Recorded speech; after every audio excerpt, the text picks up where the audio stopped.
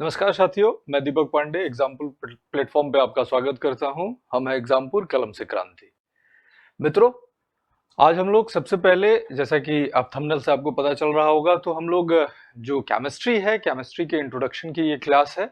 और इस क्लास के अंतर्गत हम लोग देखेंगे कि केमिस्ट्री के अंतर्गत हम लोग किन किन चीजों को वर्णन करने वाले हैं और कौन कौन सी चीजें हैं जो हमारे इस कॉम्पिटिटिव एग्जामिनेशन में हमारी मदद करने वाली है। मित्रों, आइए हम लोग बिना कोई टाइम वेस्ट किए हुए क्लास को स्टार्ट करते हैं। जैसा कि आप देख रहे हैं, हमारा इंट्रोडक्शन क्लास है, तो हम बात कर रहे हुए हैं अपनी क्लास के अंतर्गत रसायन विज्ञान की।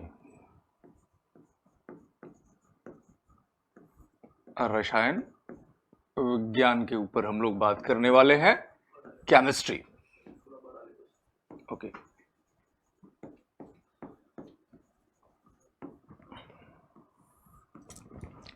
देखिए, रसायन विज्ञान की जब बात करते हैं, केमिस्ट्री के विषय में हम लोग बात करते हैं, तो सबसे पहले तो देखिए प्रश्न यही उठता है कि व्हाट इज केमिस्ट्री, है कि नहीं मित्रों? कि रसायन विज्ञान क्या है, केमिस्ट्री क्या है। ठीक है, तो देखिए, जब कभी भी हम लोग हमारे इर्द गिर्द जितनी भी सारी चीजों को देखते हैं, ये सारी चीजें क्या हैं? पदार्थ है। चाहे मैं अपनी बात करूं, चाहे आप अपनी बात करें, तो ये सारी चीजें क्या हैं? ये पदार्थ है। हमारे इर्द गिर्द जितनी भी सारी वस्तुएं हैं, ये सारी की सारी क्या है? पदार्थ है। तो जब पदार्थ के विषय में हम लोग बात करते हुए हैं, तो कोई भी पदार्थ है, उस पदार्थ को जब हम लोग अध्ययन करते हैं, तो उस अध्ययन को करने के लिए हमारे पास दो पैरामीटर होता है। दो पैरामीटर के अकॉर्डिंग हम लोग किसी भी पदार्थ को अध्ययन करते हैं। एक किस आधार पर पदार्थ को अध्ययन करते हैं? उसके भौतिक गुण के आधार पर, और दूसरा हम लोग उसको अध्ययन करते हैं उसके रासायनिक गुण के आधार पर, किसी भी पदार्थ को। तो देखिए, सामान्य शब्दों में कहा जाता है कि जब हम लोग किसी भी पदार्थ को उसको भौतिक गुण के आधार पर अध्ययन करते हैं, तो भौतिक गुण पर के आधार पर अध्ययन करने के लिए जो हमारे पास विज्ञान के अंदर ब्रांच बनाई गई हुई है, इस ब्रांच को हम लोग बोलते हैं फिजिक्स। ठीक है, भौतिक गुण के आधार पर फिजिकल प्रॉपर्टी मतलब कि फिजिक्स। और जब किसी भी पदार्थ को हम लोग उसके रासायनिक गुणों के आधार पर अध्ययन करते हैं, तो उसके लिए जो ब्रांच बनाई गई हुई है, ये ब्रांच हमारे पास क्या है? केमिस्ट्री है। देखिए, अगर सामान्य एक शब्द में हम लोग इसको कहें, तो जब हम लोग किसी भी पदार्थ को उसके रासायनिक गुणों के बारे में अध्ययन कर रहे हैं, रासायनिक आधार पर अध्ययन कर रहे हैं, तो उसके लिए जो ब्रांच बनाया गया हुआ है, वो ब्रांच क्या है? हमारे पास रसायन विज्ञान है। तो हम कहते हैं कि रसायन विज्ञान विज्ञान की वह शाखा है जिस शाखा के अंतर्गत हम लोग पदार्थ की प्रकृति, हम लोग बात कर रहे हैं पदार्थ की प्रकृति। ठीक है, पदार्थ की प्रकृति हो गया, इसका संघटन हो गया, पदार्थ की प्रकृति हो गया, इसका संघटन हो गया। ठीक है, इसके रासायनिक गुण हो गए, क्या हो गए? पदार्थ के रासायनिक गुण। इसकी प्रकृति, इसका संगठन, इसके रासायनिक गुण, किसके? पदार्थ के।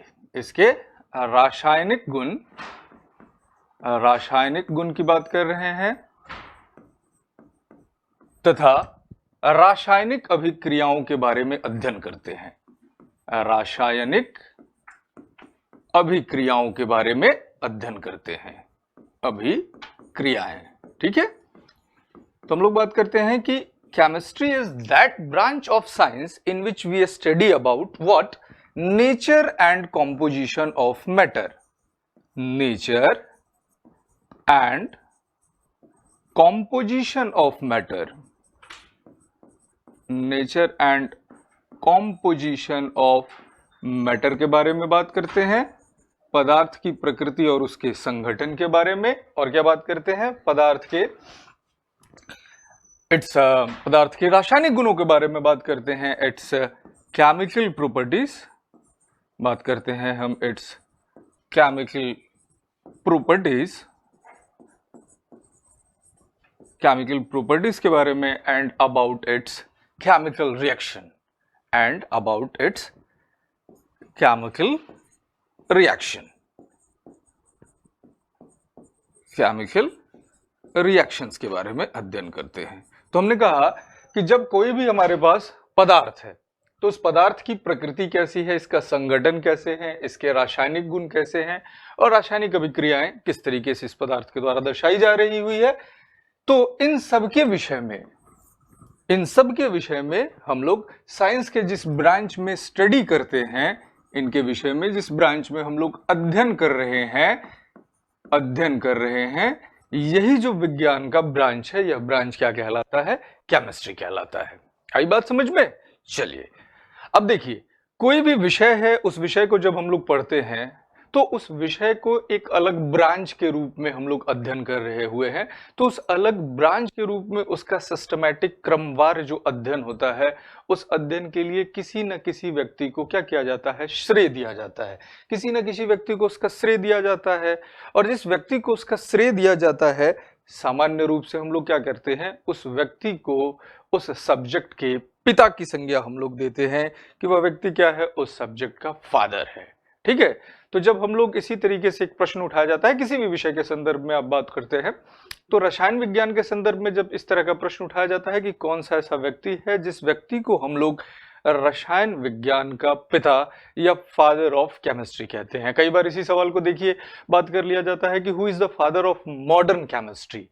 आधुनिक रसायन के पिता कौन है? ठीक है? तो जब हम लोग आधुनिक रसायन के विषय में बात कर रहे हैं, तो देखिए सबसे पहले तो यह बात क्लियर कर लीजिए हुए कि हम लोग जो इस समय रसायन विज्ञान पढ़ रहे हैं, ये क्या है? ये हमारे पास मॉडर्न केमिस्ट्री ही है। तो अगर हम लोग बात कर रहे हैं कि रसायन विज्ञान के पिता कौन है, रसायन विज्ञान के पिता, ध्यान में रखेंगे इस प्रश्न को कई बार पूछा गया है, बहुत ही बेसिक प्रश्न है कि रसायन विज्ञान के पिता कौन है। जब आप कहते हैं FOC, फादर ऑफ केमिस्ट्री, हम लोग बात कर रहे हैं फादर ऑफ केमिस्ट्री की बात कर रहे हैं कि रसायन विज्ञान के पिता कौन है। ठीक है दोस्तों? तो रसायन विज्ञान के ये जो पिता हैं, ये पिता हैं हमारे पास एंटोनी लेवाशिये। ठीक है? तो लेवाशिये जी जो हैं, लेवाशिये महोदय जो है, एंटोनी लेवाशिये, इनको हमने संज्ञा दिया हुआ है फादर ऑफ केमिस्ट्री की। लेवोशियर्स जो हैं, इनको हमने संज्ञा क्या दिया हुआ है कि ये है हमारे पास फादर ऑफ केमिस्ट्री की। इनके बारे में हम लोग बात कर रहे हैं लेवोशियर के विषय में। ठीक है? बात समझ में आ रही है आपके? तो एंटोनी लेवोशियर की जब हम लोग बात कर रहे हैं, तो इनको हमने कह दिया फादर ऑफ केमिस्ट्री। ठीक है? तो इनको हमने दे दिया रसायन विज्ञान के पिता की संज्ञा दे दी। ठीक है? अब देखिए, किसी भी विषय के विषय में जब हम लोग बात करते हैं, तो ये देख लें कि उस विषय के बारे में बात किया जाता है कि उस विषय की उत्पत्ति कहां से हुई है। ठीक है? जैसे अगर हम लोग मान के चल लीजिए रसायन विज्ञान के विषय में बात यहाँ पर कर रहे हुए हैं, तो हम बताएं कि ये रसायन विज्ञान जो है, इस रसायन विज्ञान की उत्पत्ति कहां से हुई है। हम लोग बात कर रहे हैं रसायन विज्ञान के विषय में, केमिस्ट्री के बारे में। ठीक है? ध्यान से समझिए, यह सवाल भी पूछा गया हुआ है पेपर के अंदर मित्रों, बहुत ही मौलिक सवाल है ये कि रसायन विज्ञान जो है, तो इस रसायन विज्ञान की उत्पत्ति जो हुई है, ओरिजिन जो हुई है, इसकी उत्पत्ति के संदर्भ में हम लोग बात कर रहे हैं, ओरिजिन के संदर्भ में बात कर रहे हैं। तो ये जो रसायन विज्ञान है, इस रसायन विज्ञान की उत्पत्ति जो हुई है, इसकी उत्पत्ति कहां से हुई है? इसकी उत्पत्ति हुई है मिस्र से, इजिप्ट जिसको बोलते हो, इजिप्ट की बात हम लोग करते हैं, मिस्र की बात करते हैं, तो ये मिस्र से इसकी उत्पत्ति हुई है। ठीक है? इसमें बात किया जाता है कि ये जो रसायन विज्ञान है, इस रसायन विज्ञान की उत्पत्ति जो हुई है, ये उत्पत्ति किस शब्द से हुई है। तो ध्यान में रखेंगे, ये जो रसायन विज्ञान है, इसकी उत्पत्ति के लिए जो शब्द है, जिस वर्ड से इसकी उत्पत्ति हुई है, जिस वर्ड से इसकी उत्पत्ति हुई है, इसकी केमिस्ट्री की उत्पत्ति जो दी है, ये कीमिया वर्ड से हुई है। ठीक है? कौन से शब्द से? कीमिया से इसकी उत्पत्ति हुई है। कीमिया शब्द से इसकी उत्पत्ति हो रही है। अब बात करें कि ये जो कीमिया वर्ड है, अगर हम लोग देखें, अगर इस कीमिया वर्ड के अर्थ की बात करें कि इसका मीनिंग क्या है, इस शब्द कीमिया की, कीमिया के विषय में बात कर रहे हैं, तो इसका तात्पर्य है काले रंग से, काला रंग। ठीक है? ब्लैक कलर, ब्लैक कलर की बात करते हैं, तो काले रंग से इस शब्द की उत्पत्ति हुई है। यहाँ पर काला रंग मिस्र में, प्राचीन मिस्र की अगर हम बात कर रहे हैं इजिप्ट में, तो मिट्टी के संदर्भ में, काले रंग के संदर्भ में इस शब्द को उपयोग किया गया और वहां से इस शब्द की उत्पत्ति हुई है कीमिया की, और यहीं से बना हुआ है केमिस्ट्री।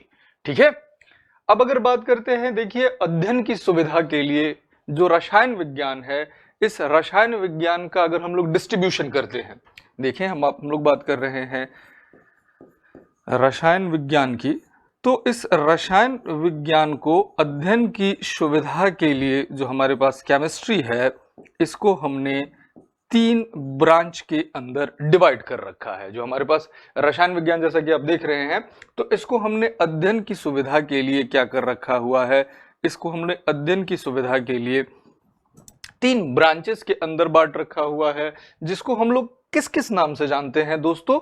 इनमें से जो पहला क्लासिफिकेशन निकलता है, हमने इसको बांट दिया, इसको हमने भौतिक रसायन बोल दिया।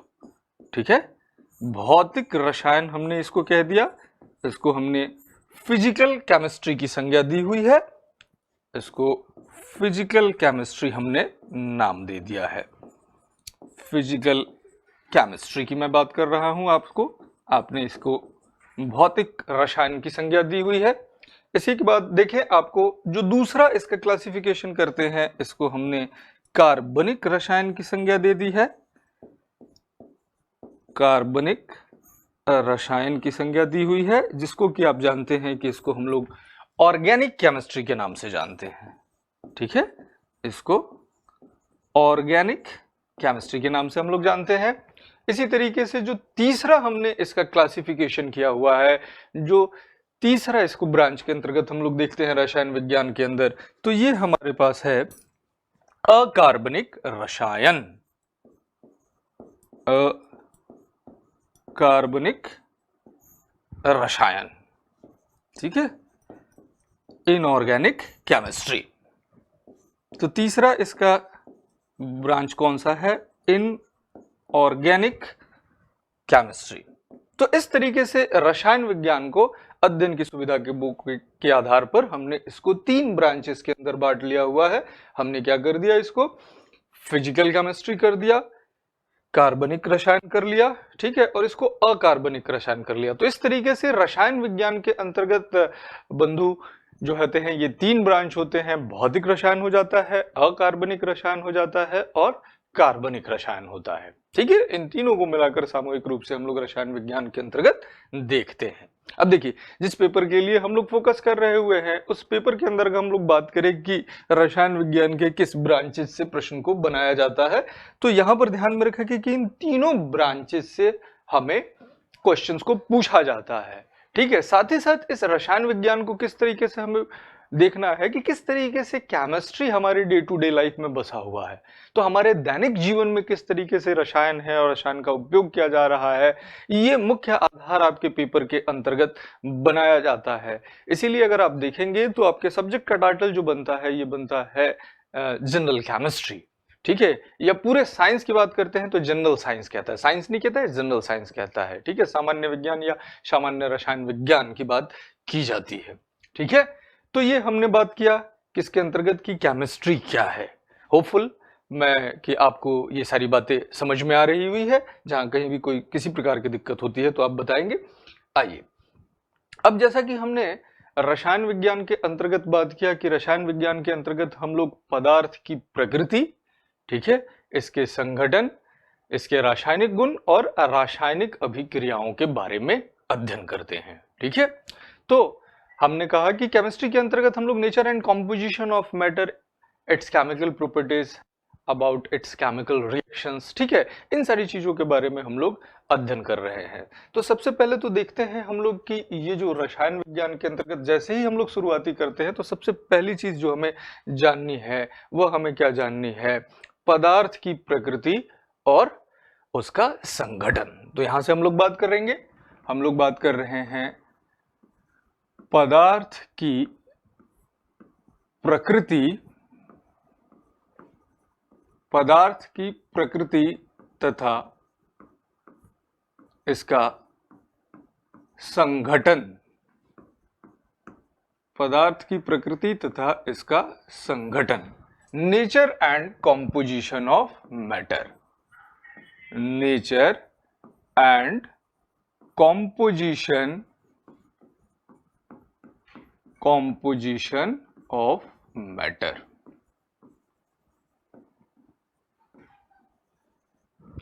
तो नेचर एंड कॉम्पोजिशन मैटर, यहीं से सारी बेसिक बातें शुरू होती है। ठीक है, ध्यान में रखेंगे कि एक एक चीज को बिल्कुल बेसिक से मैं लेकर चल रहा हूं ताकि सारी बातें आप समझ सके। देखिए, बाकी सारे सब्जेक्ट के साथ ऐसा नहीं है, जिनका बैकग्राउंड है उनके लिए तो बेहतर है, बट जिनका बैकग्राउंड केमिस्ट्री नहीं रहा हुआ है, देखिए फिजिक्स में, बायोलॉजी में हमारे पास कहीं ना कहीं ये मौका रहता है, क्योंकि हर एक ब्रांच दूसरे ब्रांच से अलग है, तो हम कहीं से भी स्टार्ट कर लेते हैं और समझ लेते हैं।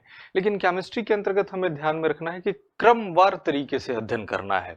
जिनका बैकग्राउंड रहा है उनको तो आसानी से समझ में आ जाएगा, अगर क्रमवार अध्ययन नहीं किया जाता है तो जिनका बैकग्राउंड नहीं रहा है उन्हें थोड़ी सी दिक्कत होती है। बट यहाँ पर मेरी पूरी कोशिश रहेगी कि आपको किसी प्रकार की कोई दिक्कत ना हो, तो आप क्रमवार ढंग से बात करते चलेंगे। ठीक है, तो हमने कहा है कि हम लोग बात कर रहे हुए हैं कि सबसे पहले इसमें बात करेंगे पदार्थ की प्रकृति तथा इसके संघटन के बारे में। ठीक है, तो यहां पर चीजें देखिए, सबसे पहले जब अगर हम लोग पदार्थ की प्रकृति और इसके संघटन के बारे में बात कर रहे हैं, तो सबसे पहला तो प्रश्न आ जाता है कि पदार्थ होता क्या है। हम लोग पदार्थ की बात कर रहे हैं, हम लोग बात मैटर की कर रहे हैं, हम लोग बात मैटर की कर रहे हैं, पदार्थ की बात कर रहे हैं। ध्यान में देखेंगे कि ये जो पदार्थ है, इस पदार्थ के लिए हिंदी का एक और शब्द उपयोग किया जाता है, इसको द्रव्य भी बोला जाता है। ध्यान रखेंगे, द्रव नहीं द्रव्य, क्योंकि ये एक चीज मैंने क्या देखा हुआ है कि अक्सर आपसे गलती हो जाती है कि आप इसको पढ़ते तो द्रव है और इसको द्रव्य पढ़ते हैं और इसको सोचते द्रव की तरह है। ठीक है, द्रव की तरह सोचना शुरू कर देते हैं, जबकि द्रव क्या है, पदार्थ की अवस्था है। ठीक है, तो इस चीज को क्लियर कर लेंगे कि द्रव्य का मतलब क्या होता है। द्रव्य का मतलब हमारे पास पदार्थ ही होता है। ठीक है, इसके विषय में हम लोग बात कर रहे थे। तो देखें, सबसे पहले बात करते हैं कि द्रव्य या पदार्थ क्या होता है। तो इसके संदर्भ में जब हम लोग लेके चलते हैं कि हमारे पास द्रव्य या पदार्थ क्या है, इसके बारे में हम लोग बात कर रहे हैं। ठीक है, हम लोग बात कर रहे हैं किसके बारे में, द्रव्य या फिर पदार्थ की बात कर रहे हैं, मैटर के बारे में बात कर रहे हैं। तो देखिए, बहुत सामान्य सी चीजें हैं दोस्तों। जब पदार्थ के विषय में आप लोग बात करते हैं तो सबसे पहले प्रश्न तो यही उठ गया कि पदार्थ या द्रव्य या मैटर क्या है। तो हम क्या कहते हैं, कोई भी वस्तु जिस वस्तु में द्रव्यमान होता है और जो स्थान घेरती है वो क्या कहलाती है, पदार्थ कहलाती है। किसी भी वस्तु के विषय में बात करते हैं कि जिसमें द्रव्यमान होता है और जो स्थान घेरती है वह क्या कहलाती है, पदार्थ कहलाती है। Anything that has mass and occupies space is called matter। हम लोग क्या कह रहे हैं पदार्थ के बारे में कि जिसमें द्रव्यमान होता है, कोई भी वस्तु जिसमें द्रव्यमान होता है, जिसमें द्रव्यमान होता है, एनीथिंग दैट हैज मास, और जो स्थान घेरता है, जो स्थान घेरता है। दो चीजों के विषय में बात कर रहे हैं। हम कह रहे हैं कि जिसमें मास है और जो स्पेस को क्या कर रहा है, ऑक्यूपाइज कर रहा है। ठीक है, अब यहां पर देखिए शब्द है द्रव्यमान। तो द्रव्यमान शब्द का तात्पर्य क्या है, अगर हम लोग बात द्रव्यमान की करते हैं या मास की करते हैं, ठीक है, तो द्रव्यमान का क्या तात्पर्य होता है, ध्यान में रखेंगे कि कोई भी पदार्थ जो होता है वो छोटे छोटे कणों से मिलकर बना होता है। ये छोटे छोटे कण क्या करते हैं, क्या निर्धारित करते हैं उसके द्रव्यमान को। तो द्रव्यमान का तात्पर्य है छोटे छोटे कणों से निर्मित, छोटे छोटे कणों से निर्मित, इसकी हम बात कर रहे हैं। तो जब कभी भी द्रव्यमान की बात की जाएगी तो द्रव्यमान का संदर्भ आप क्या समझेंगे कि छोटे छोटे कणों से निर्मित। मास क्या हो गया, composed of smaller particles, smaller particles. देखिए मैं फिर से आपकी सुगमता के लिए इसको रिपीट करता हूं कि पदार्थ क्या हुआ, तो कोई भी चीज, कोई भी वस्तु जिसमें क्या होता है, द्रव्यमान होता है, साथ ही साथ क्या होता है, जो स्थान घेरता है या घेरती है उसे क्या कहते हैं, पदार्थ कहते हैं। हम कह रहे हैं कि anything that has mass, anything that has mass and which occupies space, जो स्थान को घेर रहा है, which occupies space is called matter. और मास का मतलब आपको बता ही दिया कि मास का तात्पर्य क्या है कि पदार्थ जो होता है यह छोटे छोटे कणों से निर्मित होता है। आगे हम लोग देखेंगे कि पदार्थ के यही जो छोटे कण होते हैं दोस्तों, इन छोटे कणों को किस नाम से जानते हैं, इन्हीं छोटे कणों को हम लोग परमाणु के नाम से जानते हैं, एटम के नाम से जानते हैं। तो ये आगे चल के हम लोग इसके विषय में चर्चा करेंगे। फिलहाल हमने ये कहा कि पदार्थ वह हो गया जिसमें द्रव्यमान होता है, अर्थात जो छोटे छोटे कणों से निर्मित होता है। ठीक है, but anything that has mass, mass means which is composed of smaller particles and which occupies space, तथा जो स्थान घेरता है। क्लियर हो गया, ये पदार्थ की परिभाषा क्लियर हो गई। अब देखें, यहां से जब हम लोग बात करते हैं तो अगला प्रश्न हमारे पास आता है कि ये जो पदार्थ होते हैं, इस पदार्थ के कितने प्रकार होते हैं। ठीक है, पदार्थ के प्रकार के विषय में हम लोग बात कर रहे हैं। तो देखिए, जब कभी भी पदार्थ के विषय में हम लोग बात करते हैं और इसके प्रकार के विषय में बात करते हैं, तो मैंने देखा है कि आप लोग बिना ये समझे कि जब इसके प्रकार के विषय में बात की जा रही हुई है तो इसके प्रकार को किस आधार पर आपसे पूछा जा रहा है, भौतिक आधार पर पूछा जा रहा है या रासायनिक आधार पर पूछा गया है। ठीक है, सामान्यतः मैंने देखा है कि जैसे ही पदार्थ के प्रकारों के विषय में बात किया जाता है, जो स्टूडेंट्स हैं, आप लोग जो हैं, इसका अंदाजा लगा लेते हैं भौतिक आधार पर और आप पदार्थ की अवस्थाओं के विषय में चर्चा करना शुरू कर देते हैं। सर्वप्रथम तो आप यह समझे प्रश्न की बारीकी को कि पदार्थ के अगर आपसे प्रकार पूछे गए हुए हैं तो पदार्थ के प्रकार किस आधार पर पूछे गए हैं, वो भौतिक आधार पर पूछे गए हैं या रासायनिक आधार पर पूछे गए हैं। इस बात को समझना बहुत आवश्यक है। इसीलिए पदार्थ के प्रकारों की जब हम लोग बात करते हैं तो पदार्थ के प्रकारों के लिए हम लोग इसको दो पैरामीटर के अंदर देखते हैं। एक बात करते हैं किस आधार पर, भौतिक आधार पर। जब पदार्थ को हम लोग अध्ययन करते हैं तो किस आधार पर अध्ययन करते हैं, एक तो हमारे पास हो गया भौतिक आधार पर। ठीक है, भौतिक रूप से हम लोग बात कर लेते हैं जिसको कि हम बोलते हैं फिजिकली। एक हम लोग अध्ययन कर रहे हैं इसकी फिजिकली, या फिर अगर हम लोग बात करें पदार्थ के विषय में तो इसका अध्ययन हम लोग करते हैं रासायनिक रूप से, केमिकली। या तो हम भौतिक रूप से बात कर लेते हैं या हम बात कर लेते हैं रासायनिक रूप से। ठीक है, केमिकली देख लेते हैं इसको।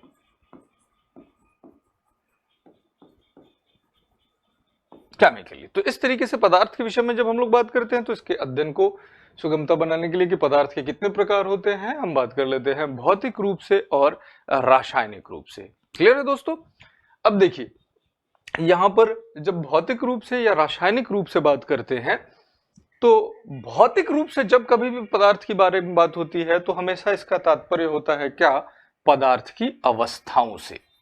जब कभी भी पदार्थ को भौतिक रूप से बात करेंगे तो इसका तात्पर्य होगा पदार्थ की अवस्थाएं, अवस्थाएं। ठीक है, जिसको आप क्या कहते हैं, इसको आप स्टेट्स ऑफ मैटर के नाम से जानते हैं। स्टेट्स ऑफ मैटर की बात करते हैं, स्टेट्स ऑफ मैटर। तो भौतिक रूप से ही तात्पर्य है पदार्थ की अवस्थाओं से। ठीक है, और भौतिक रूप से जब पदार्थ की अवस्थाओं के विषय में बात करते हैं तो बात आ गया कि ये पदार्थ की अवस्थाएं कितनी होती है, या भौतिक रूप से पदार्थ के प्रकार कितने होते हैं। ठीक है, कई बार इस प्रश्न के जवाब में मैं देखता हूं कि कुछ लोग कहते हैं कि सर 3 होती है, कुछ लोग कहते हैं कि सर 5 होती है, कुछ लोग कहते हैं कि सर 4 होती है। यहां आपको समझना पड़ेगा कि जब कभी भी किसी भी पदार्थ की अवस्था के विषय में बात किया जा रहा है तो उस अवस्था को लिया जाता है कमरे के तापमान पर, और कमरे के तापमान पर जब अवस्थाओं की बात करते हैं तो इस अवस्था को हम लोग कहते हैं मूलभूत अवस्था, फंडामेंटल स्टेट के नाम से जाना जाता है। तो कमरे के तापमान पर जब पदार्थ की अवस्थाओं के विषय में करते हैं तो आप सबको पता है कि ये पदार्थ की अवस्थाएं कितनी हो जाती है, ये 3 हो जाती है। पदार्थ हो सकता है ठोस, सॉलिड की आप बात करते हैं, या फिर ये अवस्था कौन सी हो सकती है, ये अवस्था हो सकती है द्रव की, लिक्विड की अवस्था हो सकती है,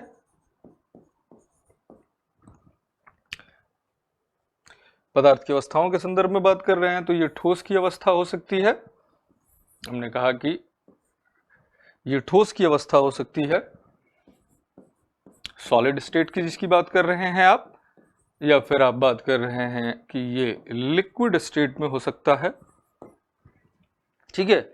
या फिर बात करते हैं इसकी तीसरी अवस्था की कि यह किस अवस्था में हो सकता है, यह गैस की अवस्था में हो सकता है, ठीक है, गैस की अवस्था में हो सकता है। तो ध्यान में रखा करें कि पदार्थ की ये जो अवस्थाएं हैं, ठोस, द्रव और गैस, ये अवस्थाएं हैं हमारे पास मूलभूत अवस्थाएं।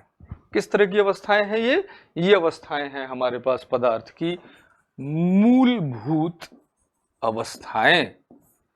इनको कहा जाता है मूलभूत अवस्थाएं, फंडामेंटल स्टेट। इनको हम लोग फंडामेंटल स्टेट के नाम से जानते हैं। तो मौलिक रूप से जब बात याद किया कीजिए, मौलिक रूप से जब पदार्थ की बात करते हैं तो पदार्थ की अवस्थाएं ये 3 होती है, ठोस, द्रव और गैस। ये मूलभूत अवस्थाएं होती है। मूलभूत अवस्थाओं का तात्पर्य हमेशा ध्यान में रखिएगा, मूलभूत अवस्थाओं का तात्पर्य क्या होता है, कमरे के तापमान पर, कमरे के तापमान पर, ठीक है, एट रूम टेम्परेचर, कमरे के तापमान पर लिया जाता है। कमरा का तापमान आप ध्यान में रखिएगा कि सामान्य रूप से 22 से 25 डिग्री सेल्सियस को हम लोग कहते हैं रूम टेम्परेचर। 22 से 25 डिग्री सेल्सियस का जो तापमान होता है, इस तापमान को हम लोग कमरे का तापमान कहते हैं। और कमरे के तापमान पर पदार्थ की ये 3 अवस्थाएं होती है, ठोस, द्रव और गैस की अवस्था। आ रही है, स्पष्ट है। लेकिन देखें, जब विशिष्ट परिस्थितियों की बात करते हैं, विशिष्ट तापमान पर बात करते हैं, तो विशिष्ट तापमान पर पदार्थ की 2 अवस्थाओं के बारे में और बात की जाती है, ठीक है। तो विशिष्ट तापमान पर पदार्थ की ये 2 अवस्थाएं कौन सी हो जाती है, देखिए इसमें से एक अवस्था जो है इसका नाम दिया गया है प्लाज्मा। प्लाज्मा की अवस्था होती है, प्लाज्मा की अवस्था है। और 5वीं अवस्था जो है, ये अवस्था जो है, इस अवस्था का हमने नाम दिया है बोस आइंस्टीन, बोस आइंस्टीन कंडेंसेंट,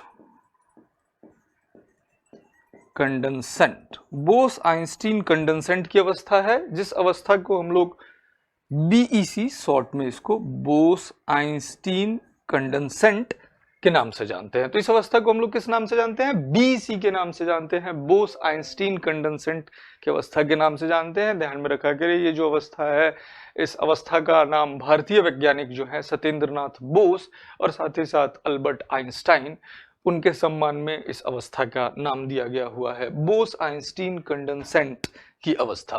तो इस तरीके से भौतिक रूप से जब आप बात करते हैं तो भौतिक रूप से आप देखेंगे कि ये जो पदार्थ होती है, इस पदार्थ की 3 अवस्थाएं होती है कमरे के तापमान पर, यानी ये हो गई मूलभूत अवस्थाएं। और ये जो 2 अवस्थाएं आप देख रहे हैं, बोस और प्लाज्मा की अवस्था, इन दोनों अवस्थाओं को हम लोग कहते हैं क्या, विशिष्ट अवस्था कहा जाता है इसको, ठीक है। ये स्पेसिफिक स्टेट है, विशिष्ट अवस्था है। स्पेसिफिक स्टेट इनको हम लोग क्यों कह रहे हैं, इनको इसलिए कह रहे हैं क्योंकि यह एक विशेष तापमान पर हमें मिल रही है, ठीक है। इसीलिए इन अवस्थाओं को हम लोग विशिष्ट अवस्था या स्पेसिफिक स्टेट के नाम से जानते हैं। अब बात किया जाए कि पेपर के अंदर अगर ये प्रश्न पूछा जाता है कि पदार्थ की अवस्थाएं कितनी होती है, तो इस प्रश्न का जवाब आप क्या देंगे, ठीक है।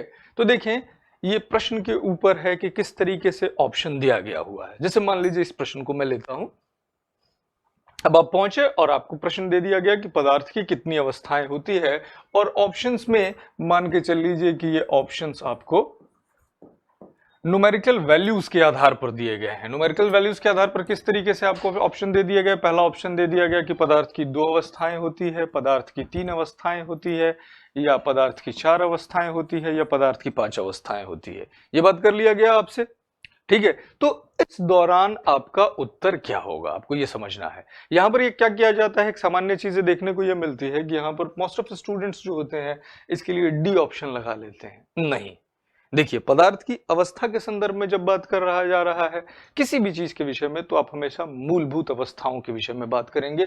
तो मूलभूत अवस्थाओं के अकॉर्डिंग हमारा आंसर हो जाएगा बी, क्योंकि कमरे के तापमान पर अवस्थाएं 3 ही थी। अभी अभी मैंने आपको बताया था ठोस, द्रव और गैस की अवस्था, ठीक है।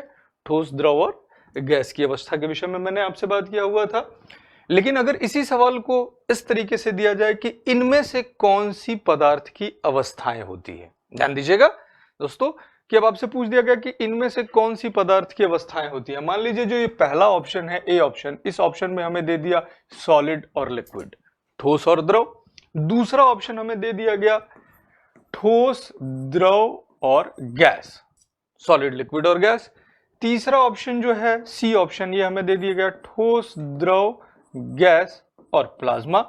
और चौथा ऑप्शन दे दिया गया ठोस, द्रव, गैस, प्लाज्मा और क्या दे दिया गया, बोस या बीईसी। अब हमसे पूछा गया हुआ है कि बताइए कि इनमें से कौन सी पदार्थ की अवस्थाएं हैं। अब देखिए, पदार्थ की अवस्थाओं के विषय में बात किया जा रहा है, तो इस स्थिति में हम लोग डी ऑप्शन को ले लेंगे, क्योंकि पदार्थ की अवस्थाएं ठोस, द्रव, गैस, प्लाज्मा और बोस, ये सारी की सारी होती है। अब आप समझ रहे होंगे कि प्रश्न तो फिर से मैं वही कह रहा हूं, नहीं, वो नहीं है। जब न्यूमेरिकल वैल्यू के आधार पर दिया जाता है तो मूलभूत अवस्थाएं हमेशा उसको कंसीडर करेंगे, और अगर उस अवस्था का नाम ऑलरेडी दिया गया हुआ है, अब इसमें से पूछा गया पदार्थ किन में से कौन सी अवस्था है, तो अवस्थाएं तो सारी होती है। तो अगर विशिष्ट अवस्थाओं का नाम ऑप्शन में दिया गया हुआ है तो आप इसको क्या करेंगे, इंक्लूड कर लेंगे। आगे ये बात आपके समझ में, चलिए आगे बढ़ते हैं। अब हम लोग यहां पर देखिए बात कर रहे हुए थे दो आधार पर, दो पैरामीटर के आधार पर हम लोग पदार्थ के को अध्ययन कर रहे हुए थे। एक हम लोग इसको अध्ययन कर रहे हुए थे भौतिक रूप से, और दूसरा हम लोग अध्ययन कर रहे थे इसको किस आधार पर, रासायनिक रूप से, ठीक है। तो अब हम लोग बात करते हैं कि अगर रासायनिक रूप से हम लोग पदार्थ को बांटते हैं, रासायनिक रूप से हम बात कर रहे हैं, केमिकली बात कर रहे हैं, ठीक है, केमिकली।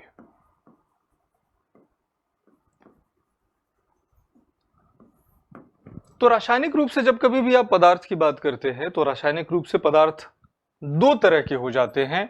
एक हो जाता है हमारे पास शुद्ध पदार्थ और दूसरा हो जाता है अशुद्ध पदार्थ।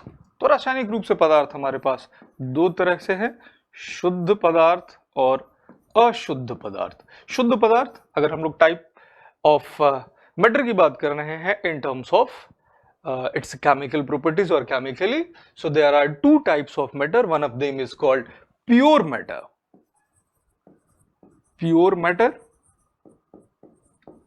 and another is impure matter. दूसरा क्या है हमारे पास, अशुद्ध पदार्थ है, अशुद्ध पदार्थ है, impure matter है।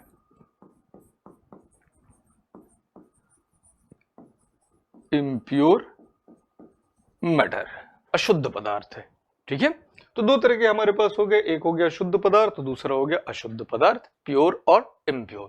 यहां ध्यान में रखेंगे कि ये जो अशुद्ध पदार्थ होता है, इम्प्योर मैटर होता है, इसको हम लोग मिश्रण के नाम से भी जानते हैं, ठीक है। तो इसको हम लोग मिश्रण के नाम से भी जानते हैं, इसको हम लोग मिक्सचर भी कहते हैं। तो इस तरीके से जब क्लासिफिकेशन के अकॉर्डिंग हम लोग आ रहे हुए हैं तो पदार्थ हमारे पास दो तरह के हो गए, एक हो गया हमारे पास प्योर मैटर, शुद्ध पदार्थ, और दूसरा हमारे पास हो गया अशुद्ध पदार्थ, प्योर और इम्प्योर। अब यहां पर देखिए बात करें दोस्तों कि ये शुद्ध पदार्थ जो होता है, प्योर मैटर जो होता है, ये शुद्ध पदार्थ क्या होता है। तो एक सामान्य भाषा में हम लोग कहते हैं कि कोई भी चीज शुद्ध है, उस शुद्ध का तात्पर्य क्या है कि उसमें मिलावट नहीं है। लेकिन यहां पर जब हम लोग बात करेंगे तो थोड़ा सा डिफरेंट है, थोड़ी सी चीजों को आपको समझना पड़ेगा। यहां पर शुद्ध पदार्थ का तात्पर्य ये होता है कि वैसा पदार्थ जो एक ही प्रकार के कणों से मिलकर बना होता है। ठीक है, या आप ये कहें पदार्थ के सबसे छोटे कण को परमाणु कहते हैं, तो आप ये भी कह सकते हैं कि शुद्ध पदार्थ वह पदार्थ होता है जो एक ही प्रकार के परमाणुओं से मिलकर बना होता है, which is composed of same kind of atoms या which is composed of same kind of particles and which has a fixed chemical composition। तो शुद्ध पदार्थ वह पदार्थ हो गया जो एक ही प्रकार के कणों से मिलकर बना होता है और जिसका रासायनिक संगठन कैसा होता है, निश्चित होता है। ठीक है, अब अगर हम लोग इस शुद्ध पदार्थ को बांटते हैं तो ये शुद्ध पदार्थ जो होता है हमारे पास दो तरह का हो जाता है। ध्यान में रखेंगे, शुद्ध पदार्थ जो होता है ये हमारे पास दो तरह का हो जाता है। इसमें से कुछ पदार्थ को हम लोग ने संज्ञा किसकी दी है, इनको हम लोग बोलते हैं तत्व। ठीक है, तो शुद्ध पदार्थ में हमारे पास क्या आ गया, तत्व, जिसको कि हम लोग एलिमेंट के नाम से जानते हैं। और दूसरे तरह का जो शुद्ध पदार्थ है, इस शुद्ध पदार्थ को हम लोग बोलते हैं यौगिक।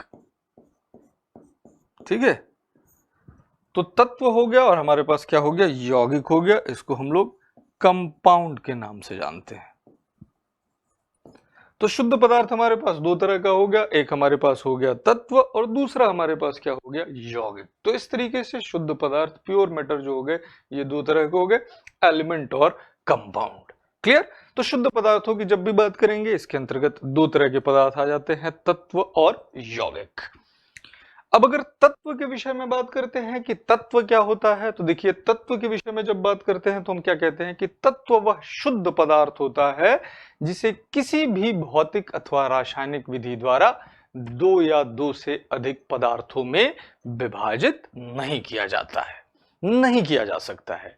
ठीक है, an element is a pure matter which can not be divided into two or more substances by any physical or chemical methods। Like मान के चल लीजिए आपने गोल्ड को ले लिया, आपने सोना ले लिया। अब मैंने आपको एक 20 ग्राम के सोने का टुकड़ा दे दिया जिसको आपने क्या किया, मान लीजिए 10 छोटे छोटे टुकड़ों में बांट दिया। तो ये 10 छोटे टुकड़े जो होंगे वो 10 के 10 छोटे टुकड़े क्या कहलाएंगे, सोना ही कहलाएंगे। ऐसा थोड़े है कि कोई एक टुकड़ा इसमें चांदी कहलाएगा, कोई एक टुकड़ा कॉपर कहलाएगा, कोई एक टुकड़ा आयरन कहलाएगा। इसका मतलब क्या है कि ये जो गोल्ड बना हुआ है ये सारे के सारे एक ही तरह के कणों से मिलकर बना है, एक ही तरह के परमाणुओं से मिलकर बना हुआ है।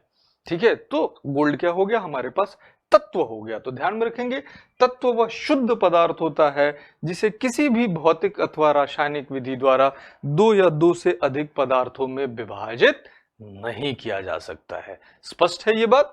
ओके। अब अगर हम लोग बात करते हैं कि ये जो तत्व होता है इसकी तो हमने बात कर लिया कि दो या दो से अधिक भागों में इसको हम लोग नहीं बांट सकते हैं, ये एक शुद्ध पदार्थ होता है। ठीक है, अब देखिए जब हम लोग तत्व के संदर्भ में चलते हैं तो ये जो तत्व होता है, एलिमेंट जिसको हम लोग कह रहे हैं, ये जो एलिमेंट है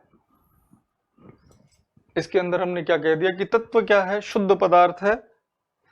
अब ये जो तत्व है इसमें सुगमता के लिए इस तत्वों को हम लोगों ने 3 श्रेणियों में बांटा है। तत्व जो होते हैं इसके अंतर्गत हमने इसको 3 तरह के श्रेणियों में बांटा है। ये जो हमारे पास तत्व है इनको 3 श्रेणियों की जब हम बात करते हैं तो इनमें 3 श्रेणियां कौन कौन सी है, इनमें से कुछ तत्वों को हम लोग बोलते हैं धातु। इनको क्या बोलते हैं, हम लोग बोलते हैं धातु, मेटल की संज्ञा दिए हुए हैं। ठीक है, और कुछ जो है इनको हम लोग क्या बोलते हैं, अधातु, अधातु की संज्ञा दिए हुए हैं, नॉन मेटल की संज्ञा दिए हुए हैं, नॉन मेटल की संज्ञा हमने दिया हुआ है। ठीक है, तो तत्व हमारे पास 2 हो गए। कुछ तत्वों को हमने इनमें से कह दिया धातु और कुछ तत्वों को क्या कह दिया, अधातु। साथ ही साथ देखिए कुछ ऐसे तत्व हमें मिले जो तत्व धातु और अधातु, कुछ ऐसे एलिमेंट मिले जो मेटल और नॉन मेटल दोनों की प्रॉपर्टी को पोजेस करते हैं, धातु और अधातु दोनों को गुणों को दर्शाते हैं। तो ऐसे तत्वों को हमने संज्ञा दे दी है उपधातु की। उपधातु की संज्ञा हमने दे दी है, इनको हमने संज्ञा दे दी है मेटलॉइड्स की। उपधातु की संज्ञा दे दी गई हुई है, मेटलॉइड्स की संज्ञा दे दी गई हुई है इनको। ठीक है। तो इस तरीके से तत्व के अंतर्गत हम लोग चलते हैं। तो तत्व के कितने प्रकार हो गए? धातु, अधातु और उपधातु। ठीक है, 3 तरीके के हो गए। अब देखिए एक और कुछ बेसिक क्वेश्चंस के बारे में हम लोग बात कर लेते हैं। तो तत्वों के संदर्भ में ये बात की जाती है कि अब तक लगभग कितने तत्वों को ढूंढा गया हुआ है। तो टिल डेट की बात करेंगे तो अब तक ढूंढे गए तत्वों की जो संख्या है, तत्वों की जो संख्या है, number of element discovered till date. तो इन तत्वों की संख्या कितनी है? इन तत्वों की संख्या है 118। तो 118 एलिमेंट को टिल डेट यहां तक अब तक ढूंढा गया हुआ है। लेकिन एक चीज और ध्यान में रखेंगे दोस्तों कि ये 118 के 18 जो एलिमेंट है, ये एलिमेंट हमारे भू प्रपट्टी में, हमारे अर्थ क्रस्ट में नहीं पाए जाते हैं।